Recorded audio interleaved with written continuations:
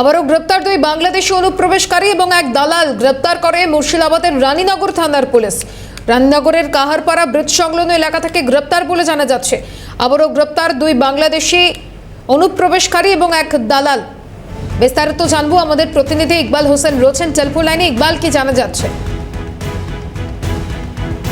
দেখো মাসুমা, যেটা হচ্ছে গতকাল রাত্রে কিন্তু মুর্শিদাবাদের রানীনগর থানার তোমার কাহারপাড়া ব্রিজ সংলগ্ন এলাকাতে কিন্তু দুই বাংলাদেশি এবং এক ভারতীয় দালালকে গ্রেপ্তার করে রানীনগর থানার পুলিশ। যদিও পুলিশ সূত্রে জানা যায় যে ওই বাংলাদেশি অনুপ্রবেশকারীকে কিন্তু এই ভারতীয় যে দালাল, সেই দালাল চক্রের মাধ্যমে কিন্তু তারা বাংলাদেশ থেকে ভারতে আসেন এবং তারপরে কিন্তু ভারতে এসেছিলেন। তবে কি কারণে ওই বাংলাদেশ থেকে ভারতে এসেছিল ইতিমধ্যে তার কিন্তু তদন্ত শুরু করেছে। বেশ কিছুদিন ধরে যদি তোমাকে জানাই, যেটা হচ্ছে ভারতীয় যে পশ্চিমবঙ্গ জেলা, সেই রাজ্যের কিন্তু পরিযায়ী শ্রমিকদের কিন্তু কাজে গেলে কিন্তু বাংলাদেশি বলে একদিকে যেমন পাঠিয়ে দেওয়া হচ্ছে, অন্যদিকে কিন্তু এই বাংলাদেশি অনুপ্রবেশকারীরা আবার কেন বাংলাদেশ থেকে ভারতে আসলো তা নিয়েও কিন্তু উঠতে শুরু করেছে প্রশ্ন। তাহলে কি কোনো কাজের উদ্দেশ্যে ছিল না অন্য কোনো বিষয়, তারও তদন্ত শুরু করেছে পুলিশ এবং ধৃতদের কিন্তু আজকে পুলিশি হেফাজতের আবেদন জানিয়ে জেলা আদালতে পাঠায় রানীনগর থানার পুলিশ বলে পুলিশ সূত্রে খবর।